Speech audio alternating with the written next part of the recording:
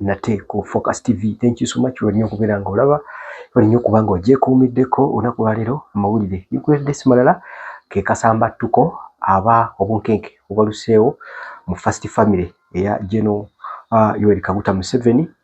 Wano nno mulimu okulya ebitagenda bulungi wakati w'omuko lwa Bwogo wamu ne banne be bakola nabo mu kibiina ekya NRM. Tulina amawulire ag'enjawulo getugenda okuba nga tukulaga mu maaso awo biki ebigenda mu maaso mu State House era biki embereezi evudde ku ki lwaki kiri bwe kiti olowooza biki ebinaava mu ekyo oluvannyuma lw'okubeera nti nno bo nga bo bafunyemu obutakkaanya abakulu bano ababiri. Nambye biri wakati wa mukodomi wa First Family omwana omukulu mu First Family wamu ne David Kabanda ono nagamba wa Kasambya wa MP we Kasambya saidi ze Mubende eyo era yasinzira okuma omuliro mu kintu kino. Tulina kulaba story yaabwe engeri gyebedde tambulamu oba ogigoberere engeri gyetambulamu tubere nga ffenna tutegeera kiki akasambattuko kavudde ku ki era kiyinza okuba nga kivuddeko embeera bweti. Tova ku Focus TV katukomewo mu bulamu alina ennaku ez'ekijjukizo kati nno Focus TV yange bazze okufuula ennaku zo ez'ebyafaayo bakwata vidiyo n'okkuba ebifaananyi ku mikolo gamba ng'okwanjula embaga graduations okukyala bano nno tebakoma okwo aba Focus Group yange bakuguka mu kutimba bakola keeki wamu ne juice omuwoomu nga kuno bagattako okukola graphics ne branding ow'ekitongole kampuni oba bizinensi yo era basange ku kitebe kyabwe ekikulu e Kampala ku Jesco Plaza oba basange ku ofisi zaabwe awo ku Focus House Mutuba ne ku ofisi zaabwe empya ekiboga mu Town Council ku 2nd Street okuliraana Smarton Hotel. Ebisingawo bakubire ku simu zaabwe 0757 133 162 oba 0789 020 gwaliko Facebook ne Instagram kebera Focus Group yange ate ku YouTube beba Focus TV yange. Kati emabega kaawo twaze ne tukuwa chairman wa Senate eya Foreign Affairs muganga eri America eyavuddeyo nawo obubaka bwe ku mukutu gwa X nga obubaka bwe ku mukutu gwa X nga commentinga ko CDF ya wafene bigambo badde akola ki ayogedde. Then twaze ne tukuwa ebigambo bya Kano Magezi nga mugamba bannaye totukanga tubadde tusaba buli omwadde asigale gyakola ki jali okonno kuogatta ne mu Andrew Mwenda n'abalala bangi abaavayo ne babisaya amaloboozi gaabwe okugezaako okusuffocatinga bano abazungu abatandise okwagala okujja okukomentinga ku bigenda mu maaso mu ggwanga independent nga ki nga Uganda. Naye kiyinza okuba nga kyasigadde kigulumbya abakulu obwongo nti ne bano baseneta abatandise okuvaayo nga bakomentinga kinaggwa kitya batandika jjo okutandika okuleeta komenti zaabwe nga bakola ki nga bwe baagala. Kaakati Honorable Daudi Kabanda oye Secretary General wa PLU omumanyi era naye yavayo n'ayamba Dr. Chris Balyomunsi bubi nnyo ku nsonga z'okuvayo n'agamba CDF amulemesa okutambuza emirimu gye nga bw'alina ogikola ki okugitambuza. Kakati Kabanda ng'avayo ng'agenda ku mukutu gwa X ng'ateekayo obubaka nga mu bubaka bw'obwo mbu ng'ateebereza mbu omuko w'embuga Odrick Lwaboogo ennaku zino ali tava ku nnyonyi nti mu kutava ku nnyonyi eyo alina abakulu babadde asisinkana mu Congress eyo mbu kati kyandibanga mu zino ensisinkano mbu yandibanga yabasiikuulidde fitina baseneta okutandika okujjanga batandise okukuba CDF.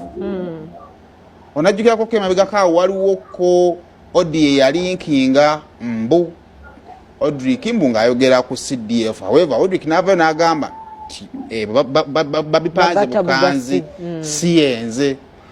Kakati ng'avayo ng'agamba Ugandans need to know that Lwaboogo of recent been making several trips to the US, meeting undisclosed members of the Congress and the US government.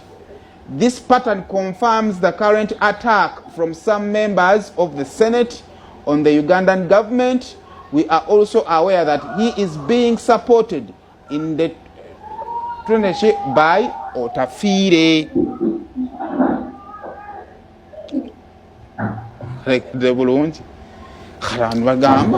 Kati mwenga mutandise okwerwana. Kati abantu b'ennyumba emu ate batandika ddi okwerwana. Ekyokubiri, ensonga eno eyinza otya okuba ng'egaanye munda eyo okutuula ne mwogera mwenga mmwe. Kubanga ono muko wa mbuga mutegedde bulungi, mwana wa mu nnyumba. Kakati gwe Secretary General lwaki batuyogera na mukama wo obanga olina kyozudde, kati abayogera ne CDF. CDF n'ayogera n'akulira family n'atuuza ono nti nnaku zo tulaba waliwo abatulumba ate ono yatakola ki. Kakati Odrick ye kye yakoze teyarespondinze ku bigambo by'ono, naye yaleese obujulizi ku bigambo by'ono.